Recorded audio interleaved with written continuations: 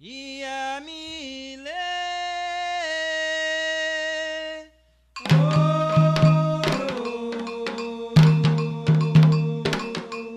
Iamile,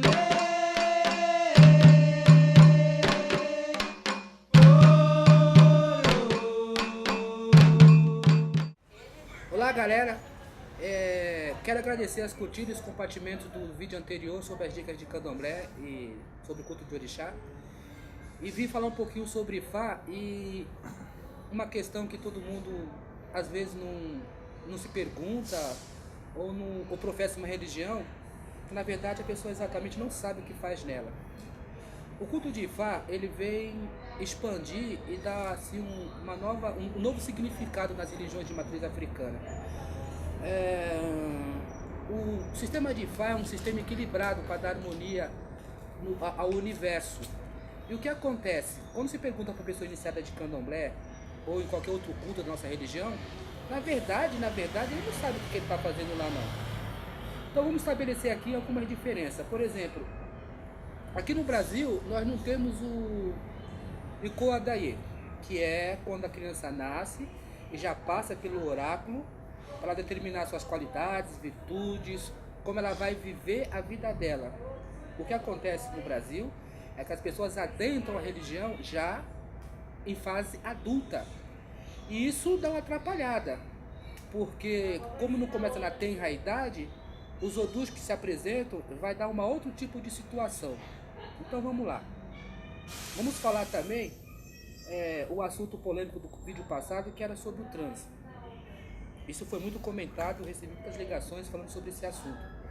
Acontece que no candomblé não é comum falar sobre Iporim, que é a massa ancestral que forma o ser humano. Não é comum falar sobre Babá de Alá, o formador de cabeça. Não é comum falar sobre o Icoleorum, que é onde as divindades celestiais habitam. O que aconteceu no Brasil é que todas as divindades se tornaram orixás. Então, os imolés, os eborás, os oxupô caiu em desuso e se dá nome às divindades de orixá, sendo que na hierarquia religiosa não é bem assim. Então vamos lá, o que é o Iporim? Iporim é uma massa celestial, a massa ancestral que forma o ser humano. E essa formação do ser humano, ela depende muito dessa massa ancestral. E essa massa ancestral, ela tem uma supremacia, inclusive, sobre os próprios orixás. Aí é que entra a formação do transe ou não. Porque dependendo do Ipori do ser humano, algumas pessoas vão ter a tendência a virar com o santo e outras pessoas terão tendência a não virar com o santo. Mas o que caracteriza a pessoa iniciada de santo é a própria iniciação, os rituais de iniciação, não a entrada no transe ou não. Muitas coisas caíram em desuso. Então, vamos lembrar da teoria do Big Bang. Vamos lá. Acho que algumas pessoas já ouviram falar na teoria do Big Bang, que é quando o universo começou a existir, a partir de um ponto. A teoria do Big Bang é ciência. A palavra Oro, em Yorubá, ela tem um parâmetro muito grande com a teoria do Big Bang, porque Oro é a palavra de Olodumare quando o universo começa a partir desse som começar também a existir. E quando começa a existir tudo que você conhece hoje em dia como ser humano, partindo desse Oro, é o que a ciência também defende.